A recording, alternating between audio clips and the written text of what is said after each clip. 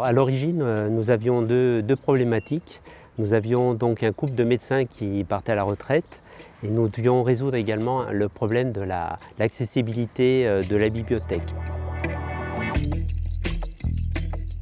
Pour compléter au départ, avant de parler d'ambition, je parlais de la première rencontre en fait, avec le CAUE et le maître d'ouvrage. Parce qu'avant que ça devienne un projet, ça a été la mission plutôt de conseil aux particuliers sur lequel on a été appelé sur l'avis sur un permis de construire à côté de la halle. Ce projet nous posait vraiment des questions et a permis quand même d'alerter la commune sur son endroit stratégique et sur le temps à prendre de réflexion avant de valider un projet, quelle que soit sa qualité. Et ce qui a été vraiment le point de départ d'une réflexion plus globale où la commune nous a suivis. Nous avons décidé de moderniser et de pérenniser la maison médicale et nous avons eu plusieurs opportunités foncières qui nous a permis d'acquérir divers ténements qui n'avaient pas de caractère architecturaux. Et nous voulions créer un espace convivial qui nous permettrait d'allier la mixité au niveau du commerce, du médical, et également on voulait créer des logements et un espace où on peut organiser donc, des manifestations festives, genre fête de la musique.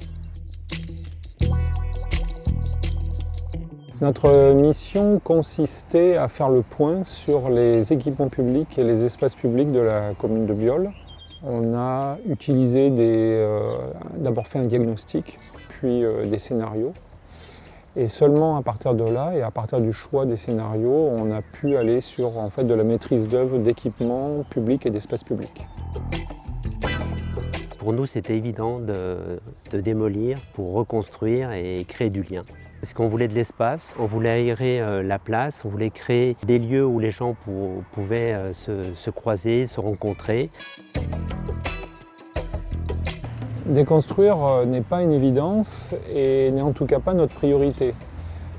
Avant de déconstruire, en fait, on fait un diagnostic technique des bâtiments, déjà pour voir leur état. Et puis, bien sûr, on s'intéresse aux usages. Et c'est en croisant l'intérêt pour certains usages et l'intérêt de réhabiliter un bâtiment qu'on va décider donc, soit effectivement de le réhabiliter, soit de le déconstruire. Et à une semaine de lancer la consultation, on a annoncé la destruction de ce bâtiment parce que tout le potentiel que cela permettait, simplement pour l'avoir énoncé en pré-diagnostic, a été entendu par les élus. C'était un peu le premier cas où dans la consultation, on n'avait pas fixé le mandataire, la compétence du mandataire. C'est-à-dire qu'on ouvrait la possibilité soit à l'architecte d'être mandataire, soit au paysagiste d'être mandataire. Parce que les deux étaient tellement imbriqués et je pense que c'est peut-être la bonne réponse à cette question. Et ça a été vraiment après quelque chose de transversal comme réflexion entre ces deux compétences. Tout au long d'une telle démarche, il y a des mises au point en fait, qui se font. Et je dirais que c'est la différence entre la stratégie et la tactique. C'est-à-dire on a une stratégie initiale et puis au fur et à mesure on s'adapte en fait, au contexte ou aux événements qui se produisent ou aux éléments qui viennent au fur et à mesure du temps s'ajouter ou s'additionner en fait, à la réflexion.